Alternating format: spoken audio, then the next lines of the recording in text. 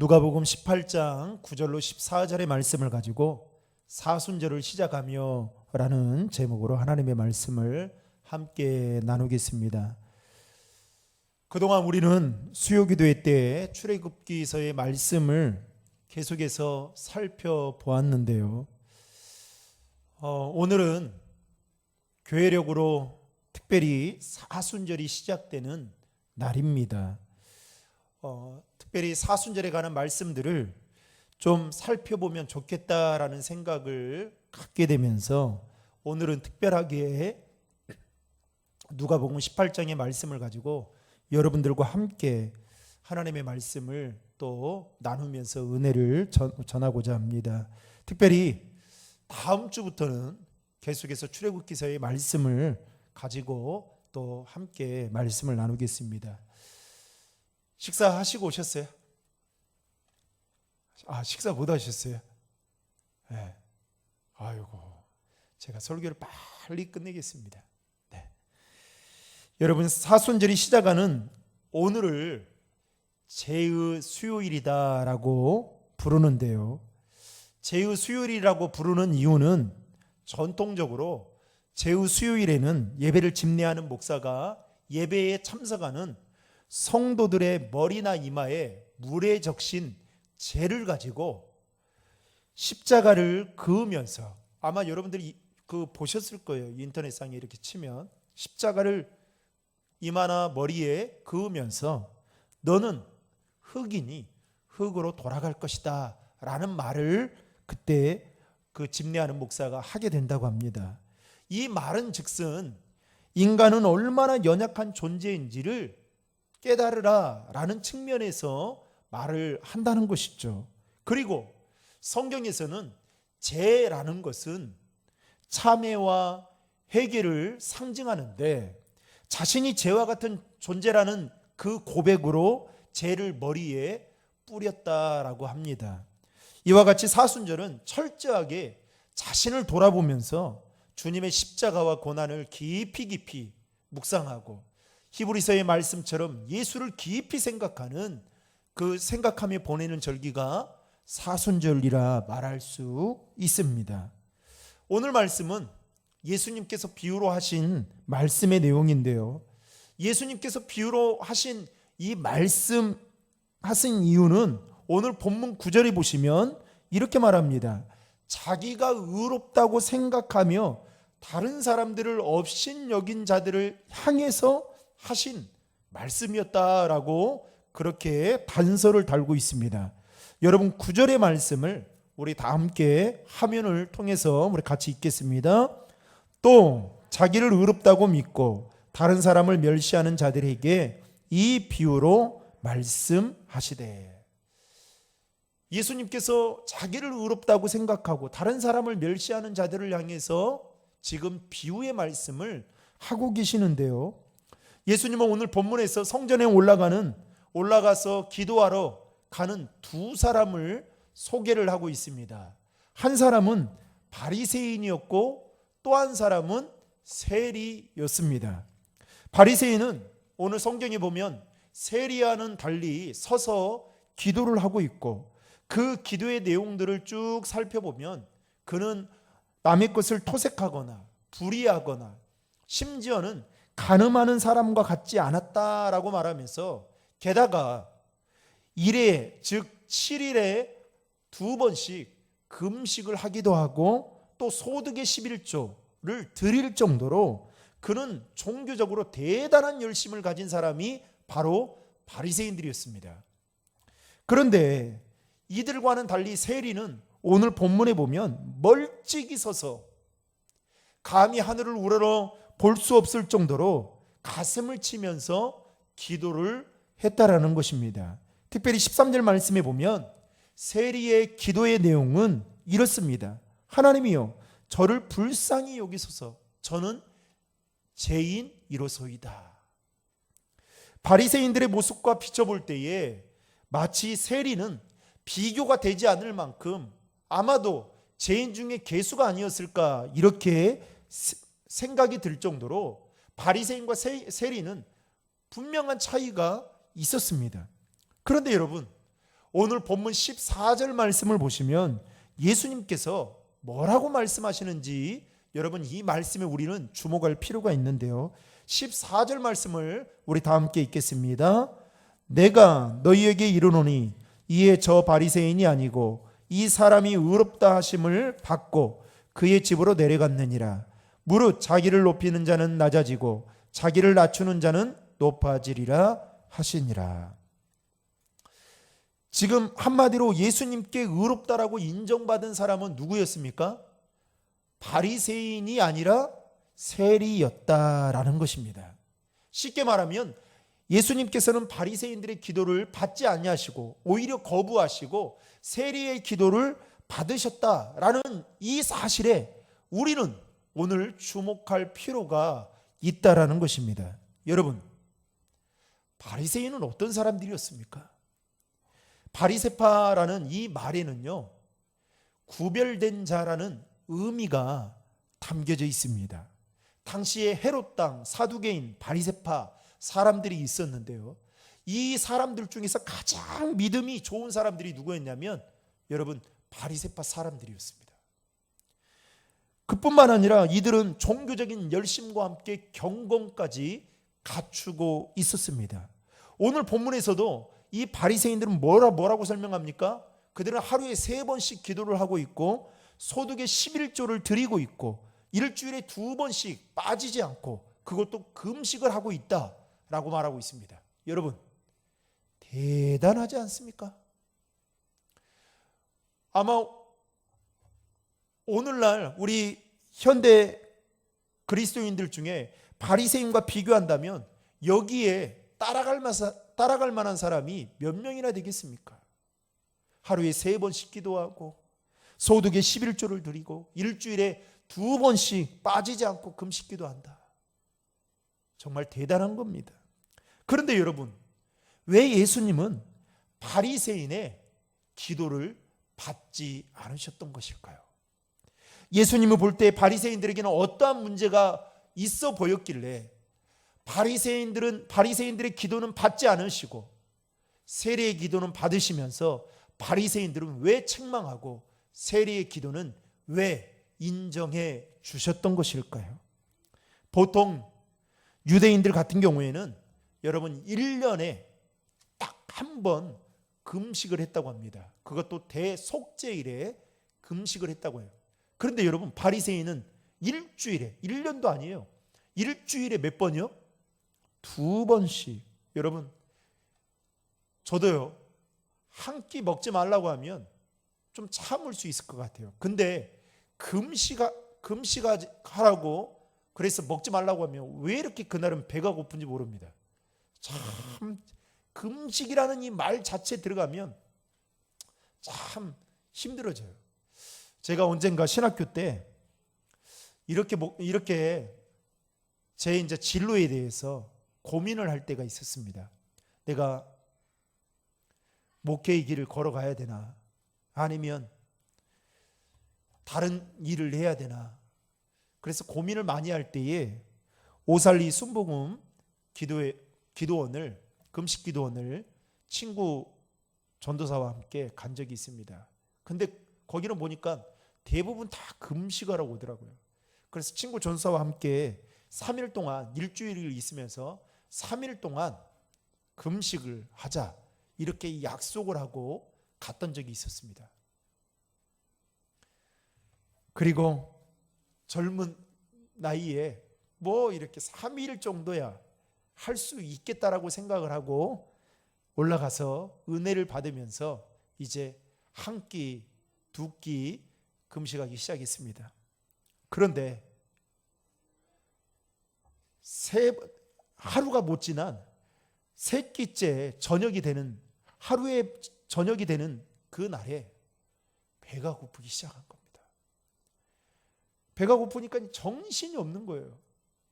그러다가 친구 전도사에게 나 잠깐만 저기 바람 좀 쐬고 온다고 해서 잠깐 나와가지고 오살리 금식기도원 내에 매점이 있는지를 쭉 살펴봤습니다.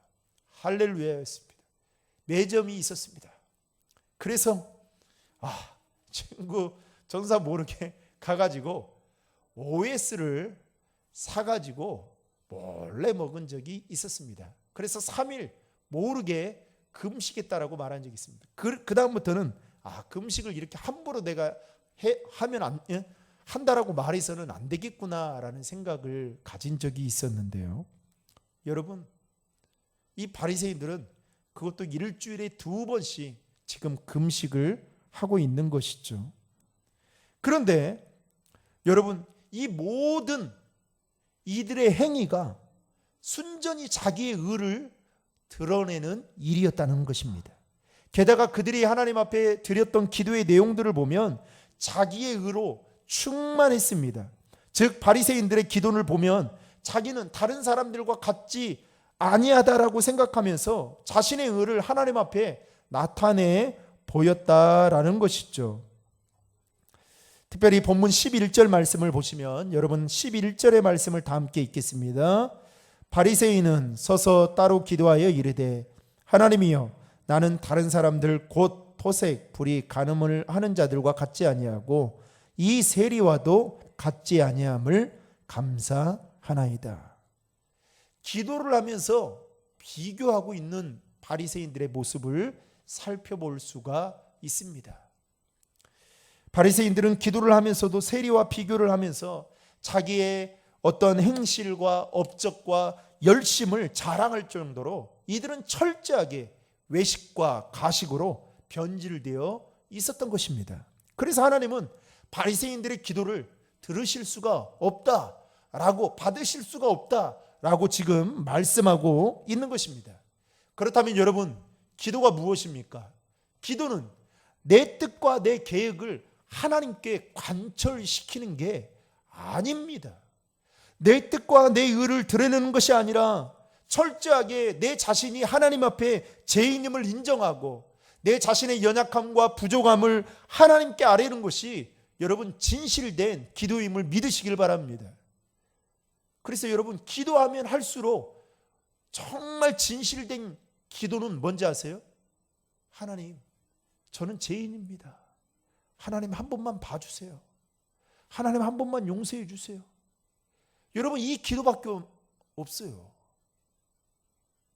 그런데 바리새인들은 자꾸만 세리와 비교를 하면서 저는 이런 사람이 아니거든요. 그러니 제 기도를 받아주세요. 지금 이렇게 다른 사람들이 들을 정도로 그렇게 서서, 그것도 남들이 다 남들을 의식하면서 이러한 기도를 드리고 있다라는 것이죠. 그러니 하나님이 보시기에 여러분, 바리새인들의 기도를 들어줄 리가 없는 것이죠. 바리새인들의 기도는 자신들은 다른 사람들과 확연하게 다르다라는 것을 입증해 보이면서 철저하게 자신의 의를 하나님께 과시하고 드러내는 기도를 드렸다는 것이 큰 문제였다라는 것입니다. 여러분, 사람은 자꾸만 자기가 하는 일을 드러내보고 싶은 성향이 있습니다. 저는 제가 전전에 사역을 할 때 그 목사님께 참 좋은 것을 많이 배웠어요. 근데 형님 같은 목사님이신데 참 많은 걸 배웠습니다. 특별히 그 교회는 명절이 되면 그 어려운 성도들을 구제를 하는데요. 그래서 뭐 고기도 주고 또 일부는 또 고기와 함께 조금 작은 이렇게 돈도 드리면서 보낼 수 있도록, 그래서 1,000만 원 이상 1년에 2번 그렇게 그 교회는 성도들을 돌아보면서 섬기고 있습니다. 그러면서 이렇게 목사님께서 이렇게 교육자들에게 이럴 때라도, 명절이니까 내가 평소에는 못하지만 이럴 때라도 좀 보내라고 그렇게 좀 챙겨줄 때가 있어요.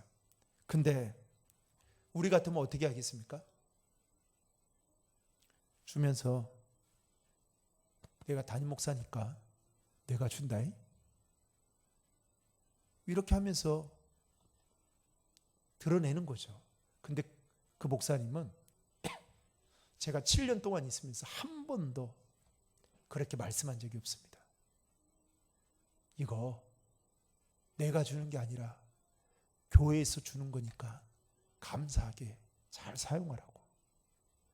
그래서 제가 청년부 사역을 할 때에도 그런 비슷한 일들을 많이 했거든요. 청년부 재정이 좀 빵빵해서. 그러면 청년들에게 장학금을 주거나 뭐 할 때 간혹 제 어깨에 힘이 들어갈 때가 있어요. 그래도 내가 너 생각해서 이렇게 챙겨주는 건데, 근데 그때마다 목사님이 생각이 났습니다. 그래, 내가 주는 게 아니지, 하나님이 주는 거지. 그래서 꼭 이야기합니다.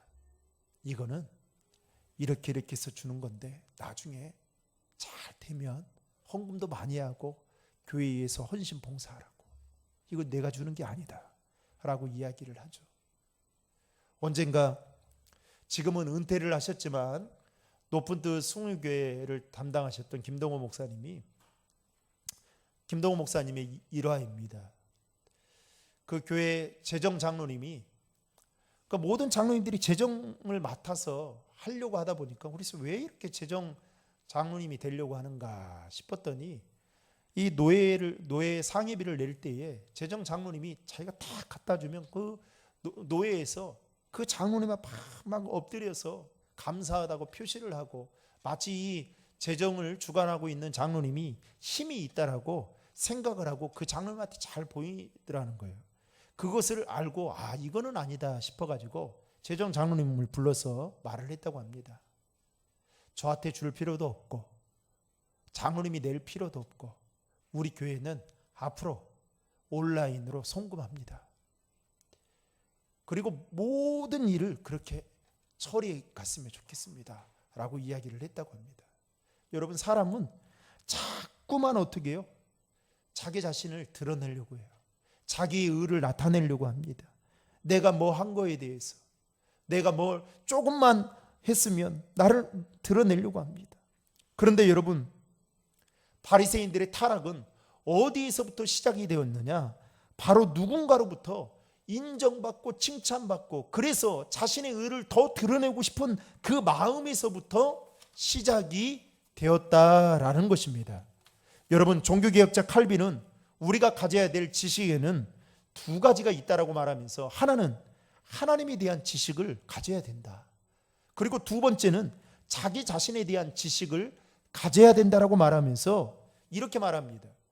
하나님을 바로 아는 사람이야말로 자기 자신이 하나님 앞에서 어떠한 사람인가를 철저하게 깨달아 알기 때문에 겸손해질 수밖에 없다라고 말했다고 합니다. 사랑하는 성도 여러분, 저는 바라건대 여러분들이 올 한 해 하나님을 알아가는 일에 힘쓸 수 있기를 주의 이름으로 축복합니다. 더 나아가서 여러분이 하나님 앞에서 어떠한 자인지, 철저하게 어떠한 존재인지, 나는 하나님 앞에 누구인지를 여러분 깨달아서 그렇게 삶을 살아갈 수 있기를 주의 이름으로 축복합니다. 왜냐하면 내가 하나님 앞에서 어떠한 존재인지를 모르면 여러분 바리새인들과 같이 될 수밖에 없다는 겁니다. 여러분, 내가 하나님 앞에서 죄인이다라는 것을 아는 사람은 자신의 의를 드러낼 수 없습니다. 자기가 한 행실과 자기가 한 업적을 나타낼 수 없는 것이죠. 그런데 바리새인들은 어떻게 해요? 지금 자신의 의를 드러내고 자신의 행실을 지금 나타내고 있는 것입니다. 거기에 비해서 세리의 기도는 어땠습니까? 여러분, 13절의 말씀을 다 함께 읽겠습니다. 세리는 멀리 서서 감히 눈을 들어 하늘을 쳐다보지도 못하고 다만 가슴을 치며 이르되 하나님이여 불쌍히 여기소서 나는 죄인이로소이다 하였느니라. 당시 세리라는 직업은 로마가 지배를 할 때에 자기 동족에게 세금을 걷어들이면서 일부는 자기가 착복을 하고 일부는 로마에게 갖다 바치는 그런 일들을 했던 사람들이 세리였습니다. 그러다 보니까 여러분, 세리를 누가 좋아하겠습니까? 여러분, 세금 내라고 하면 싫잖아요. 그렇죠? 당시 이 세리라는 이 직업은 사실 창기와 같다라고 말할 정도로 별로 인정받거나 존경받는 그런 직업이 아니었습니다. 그런데 성경의 인물 중에 세리가 누구였습니까? 마태와 삭개오가 대표적인 사람이죠. 그런데 이 세리가 오늘 뭐라고 하나님 앞에 기도를 하냐면 서서 감히 눈을 들어 하늘을 쳐다보지도 못하면서 하나님이여 불쌍히 여겨주십시오. 나는 뭐다고요?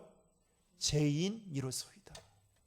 여러분, 이게 자기 자신이 어떠한 존재인지를 아는 사람이 하나님 앞에 드릴 수 있는 진정한 기도의 여러분 제목인 거예요.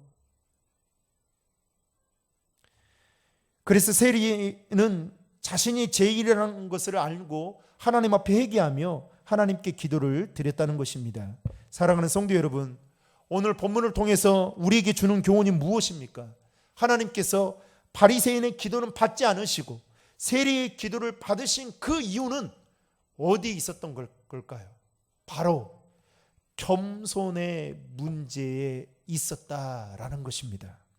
다시 말하면 하나님은 겸손한 세리의 기도는 들으시고 겸손하지 않은 교만한 바리새인의 기도는 하나님께서 거부하셨다라는 것입니다. 그래서 오늘 본문 14절 하반절에 보면 이렇게 말합니다. 무릇 자기를 높이는 자는 낮아지고 자기를 낮추는 자는 높아지리라 하시니라. 예수님의 기도에 대한 이 비유를 말씀하면서 그 비유의 결론으로 뭐라고 말합니까? 결론은 기도로 맺는 것이 아니라 겸손으로 끝을 맺고 있다라는 것입니다. 그래서 여러분 성경에 보면 하나님은 겸손한 자에게 은혜를 주시되 교만한 자는 뭐 한다고요? 대적하신다라고 말씀하고 계시는 것을 우리는 성경을 통해서 익히 알 수 있습니다. 사랑하는 성도 여러분, 저와 여러분이 하나님 앞에 날마다 겸손한 자로 나아갈 수 있기를 주님의 이름으로 축복합니다. 19세기에 남아프리카의 성자이자 기도와 성령의 사람인 앤드류 머레이라는 이분이 있습니다. 이분이 많은 책들을 저술했는데요. 그 중에서도 그리스도인들의 경건 생활과 기도에 관련된 책들을 상당히 많이 저술을 했는데 이분이 앤드류 머레이라는 이분이 겸손을 이렇게 표현했습니다. 한번 들어보세요. 겸손은 아무도 나를 칭찬하지 않더라도 그리고 내가 멸시나 책망을 받더라도 늘 마음의 평정을 유지하는 것이다. 자신을 잃어버린 사람이 바로 겸손한 사람이다. 여러분, 겸손한 거 어렵습니까? 쉽습니까? 참 어렵습니다. 어쩌면 겸손해야 하며 살아가는 것은 우리가 예수님이 오시는 그날까지 우리 믿는 우리들에게 평생의 숙제가 아닌가 싶습니다. 목사인 저 자신만 돌아보더라도 참 겸손하는 것이 얼마나 어려운 일인지 모른 것 같습니다. 누가 설교를 잘한다고 하면 또 목사님은 능력이 많으시다라고 하면 참 그래서 칭찬해주고 높여주면 어깨가 얼마나 우쭐거리는지 모릅니다. 그래서 교만해지죠. 그런데 목사님 왜 이렇게 설교가 길어요? 목사님 참 요즘에 변한 것 같아요. 그러면요 참 그때는 마음 상해가지고 또 얼마나 저 성도들을 미워하는지 그런 마음들이 생겨요. 그래서 참 이 겸손해야 된다는 것을 알면서도 그것을 유지하고 살아간다는 게 얼마나 힘든 일인지 모릅니다. 그런데 문제는요, 누가 나를 칭찬해주고 누가 나를 높여주면 내가 마치 진짜 그런지 착각하며 살아가고 있다라는 것입니다. 사실은 성도님들이 응원해서 하는 말인데 그러면 그렇게 받아들이면 되는데 그러지 않을 때가 많다는 거죠. 정말로 겸손은 어려운 것 같습니다. 복음 전도자 D.L. 무디 목사님의 일화 중에 한 번은 이런 일이 있었다고 합니다. D.L. 무디 목사님이 도시 집회를 하고 있는데 그 도시의 신문사에서 D.L. 무디 목사님의 그 비난하는 비난의 글을 올리게 되었습니다. 그러면서 그 비난의 내용들을 보니까 D.L. 무디 목사님은 무식하고 철저법도 많이 틀리고 그리고 배우지 못한 무식한 사람이다라고 하면서 그를 폄하하는 기사의 내용들을 실은 겁니다. 이것을 누가 보게 되었냐? 동료 목사들이 보게 되었던 겁니다. 그래서 동료 목사들이 화가 나가지고 친구 이 무디 목사님을 찾아가서 너 지금 그 신문 보지 못했냐고 묻는 겁니다. 그러나 신문 보지 못했다고. 그러니까 그 신문에 보니까 너를 폄하하는 그 기사들이 지금 실렸는데 이거 가만히 있어서는 안 되지 않겠냐고 하면서 옆에서 동료 목사들이 고소를 하던가 아니면 항의를 하던가 계속 붙이겠습니다. 그때 무디 목사님이 동료 목사들에게 이렇게 말했다고 합니다. 여보게 그냥 내버려 두게. 저 사람들이 몰라서 그렇지. 사실 나는 신문에 난 기사의 내용은 보지 않았지만 신문에 난 기사의 내용보다 훨씬 더 나쁘고 악한 사람일세라고 말을 했다고 합니다. 그랬더니 동료 목사님들이 아무 소리 못하고 그냥 스르르 떠나갔다라는 말이 있습니다. 여러분, 이게 바로 무디 목사님의 겸손이었던 것입니다. 사랑하는 성도 여러분, 제가 왜 사순절이 시작되어지는 제2 수요일에 오늘 여러분들에게 특별한 본문의 말씀을 정해서 왜 겸손에 대한 이야기를 하느냐? 바로 사순절은 철저하게 예수님의 겸손과 섬김을 배우는 여러분 훈련의 시간들이기 때문에 그렇습니다. 빌립보서 2장에 나오는 말씀처럼 예수님께서는 하나님과 동등한 이치에 계셨지만 하늘의 영광된 보좌를 버리시고 낮고 천한 모습으로 사람의 모양으로 나타나셔서 자기를 낮추시고 십자가에 죽기까지 복종하실 정도로 예수님은 철저하게 한없이 자기 자신을 낮추는 겸손함을 우리에게 몸소 보여주셨습니다. 그렇다고 한다면 예수를 믿는 저와 여러분들이 오늘부터 시작되어지는 이 사순절 기간에 예수님의 수많은 모습 중에 우리가 어떠한 모습을 본받아야 될까요? 바로 겸손함을 본받아야 된다라는 것입니다. 여러분, 교회가 왜 이렇게 서로 성도들끼리 싸우고 교회가 왜 이렇게 지금 교회들마다 크고 작은 사건들이 일어나고 또 심지어는 고소가 일어나고 왜 그런지 아세요? 뭐 그 문제에 대한 원인들이 있겠죠. 그런데 가장 밑바탕의 원인에는 여러분 겸손하지 않기 때문에 그런 거예요. 다시 말하면 섬김이 없으니까 그런 거예요. 저는 철저하게 제 머릿속에 집어넣고 있습니다. 인식이에요. 그리고 항상 아침에 일어날 때마다 목사는 섬기는 사람이다 라는 생각을 합니다. 그러니까 여러분들이 저를 어떻게 대하든 여러분들이 저를 어떻게 생각하든 저는 서운할 게 없어요. 지금까지 서운한 적이 한 번도 없습니다. 앞으로도 여러분들을 섬긴다는 마음을 가지고 그렇게 더 몸부림칠 겁니다. 여러분, 목사가 섬기는데 성도들이 그 목사의 모습을 본받아서 서로 섬기게 되면 교회는 자연스럽게 하나님이 원하시는 모습대로 여러분 부흥해 갈 수밖에 없는 것이죠. 그래서 여러분 사순절 기간은 철저하게 어떻게 해요? 주님의 겸손을 배우면서 저와 여러분들이 십자가 앞에서 날마다 겸손함으로 나아갈 수 있어야 된다라는 것입니다. 사랑하는 신도림 중앙의 성도 여러분, 세상 사람들은 섬김을 받고 싶어 합니다.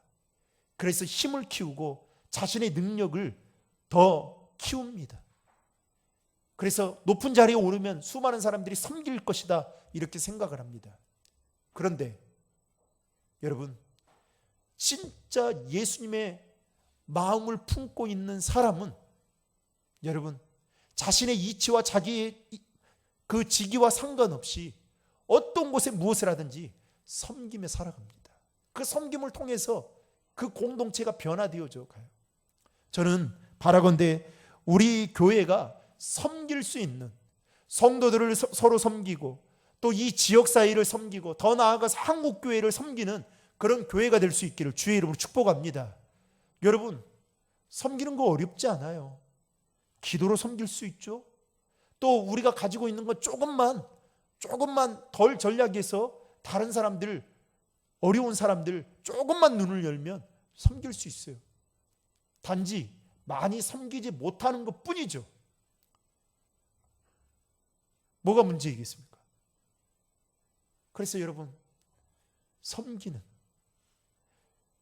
사순절 기간 동안 우리 이렇게 기도했으면 좋겠어요. 주님, 섬김의 사람으로 나를 세워주십시오.